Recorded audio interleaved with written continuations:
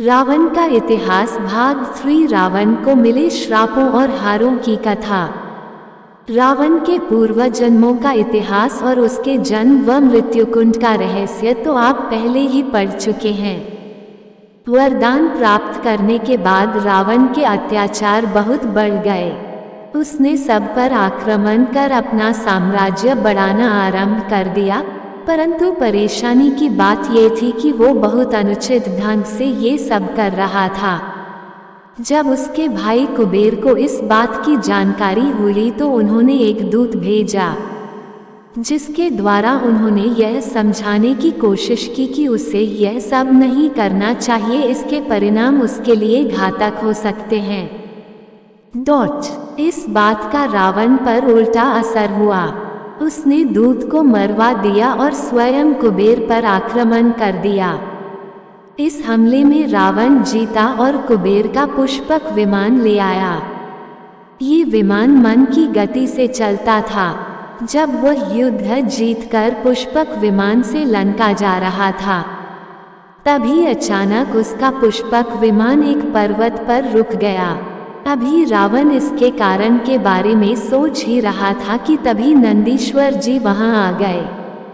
रावण ने देखा कि नंदीश्वर जी का मुंह कुछ बंदर जैसा था। इस बात का जब रावण ने मजाक उड़ाया तो नंदीश्वर जी ने उसे श्राप दिया कि जिस बंदर जैसे मुख के कारण उसने उनका मजाक उड़ाया है, वही बंदर ही उसके वंश की समाप्ति का आरंभ करेंगे।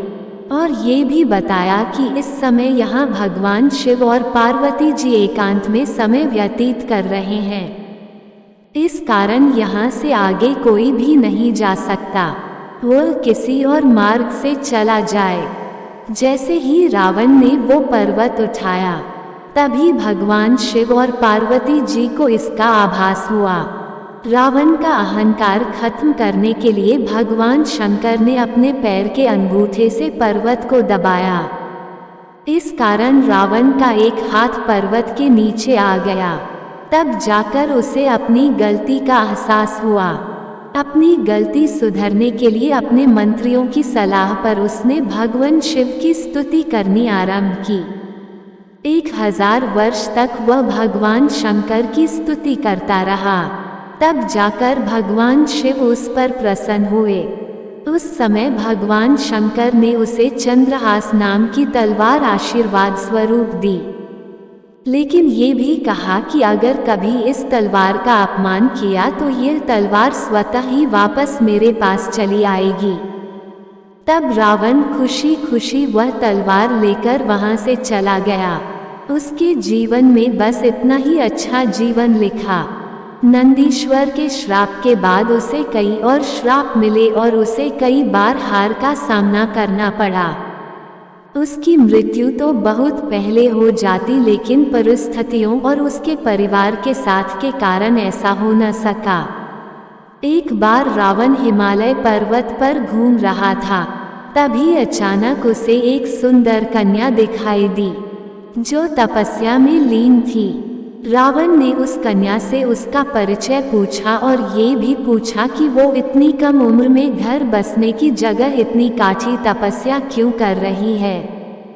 तब उस कन्या ने जवाब दिया कि वो बृहस्पति के पुत्र कुशध्वज की पुत्री वेदवती है। उसके पिता की ये इच्छा थी कि उसका विवाह भगवान विष्णु से हो।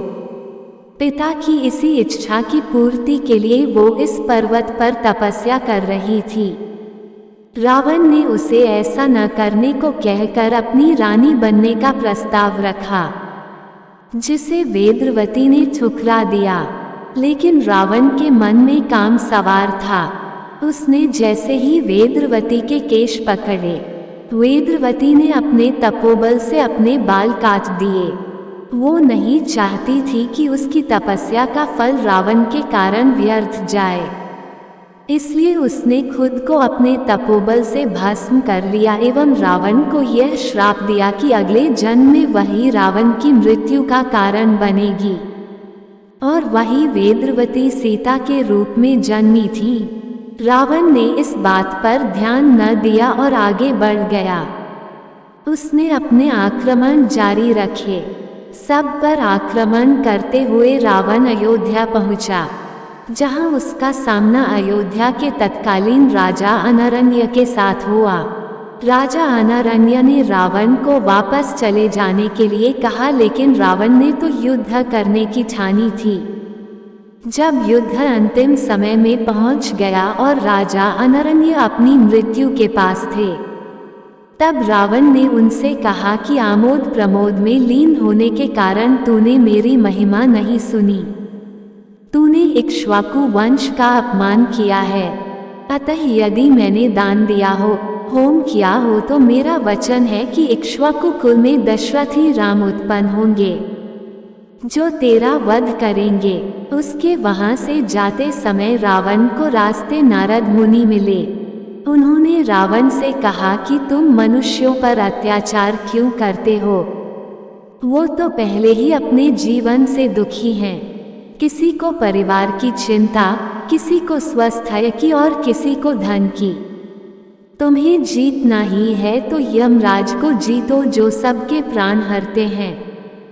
इतना सुन रावण यमराज से युद्ध करने के लिए यमलोक को चल दिए।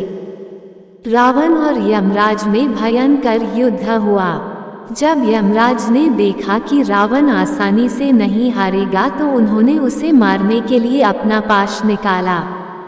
उसी समय वहां ब्रह्मा जी प्रकट हुए और उन्होंने यमराज से रावण को न मारने के लिए कहा, क्योंकि इससे उनका वरदान झूठा हो जाता। ब्रह्मा जी के वचनों का पालन करते हुए यमराज युद्ध छोड़कर वहीं अंतर्धान हो गए। रावण की युद्ध करने की लालसा अभी खत्म न हुई थी, इसलिए वो एक बार फिर से अयोध्या जा पहुंचा।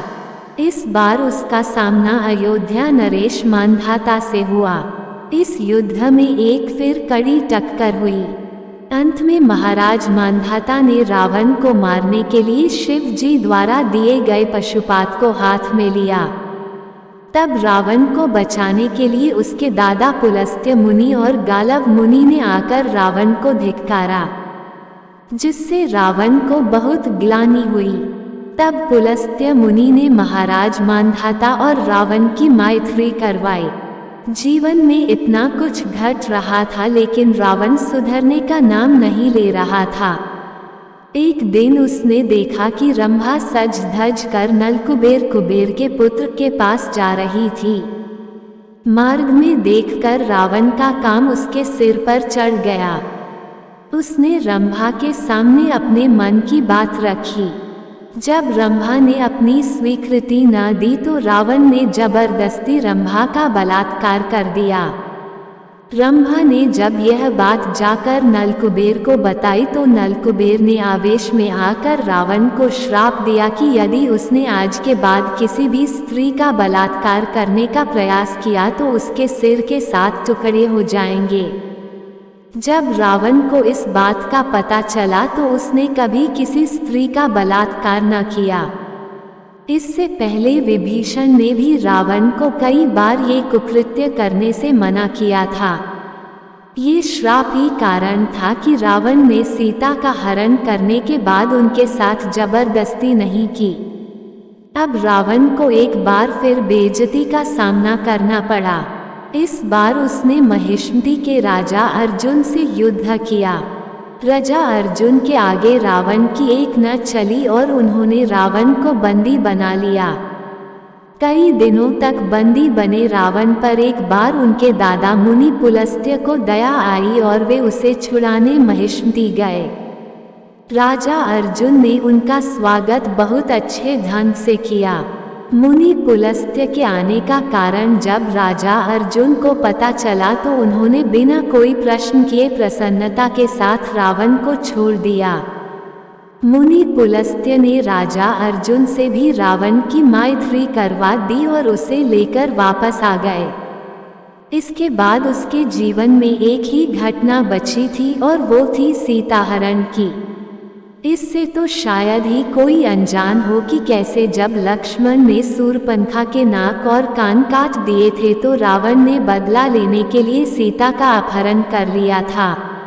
उसके बाद राम जी ने सुग्रीव सेना और हनुमान जी की सहायता से रावण के साम्राज्य का अंत किया और उसे मारकर सीता को वापस छुड़वा कर लाए।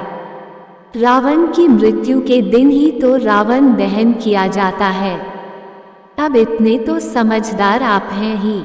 इसी के साथ रावण को मिले श्रापों और हारों की कथा रावण का इतिहास 3 समाप्त हुआ।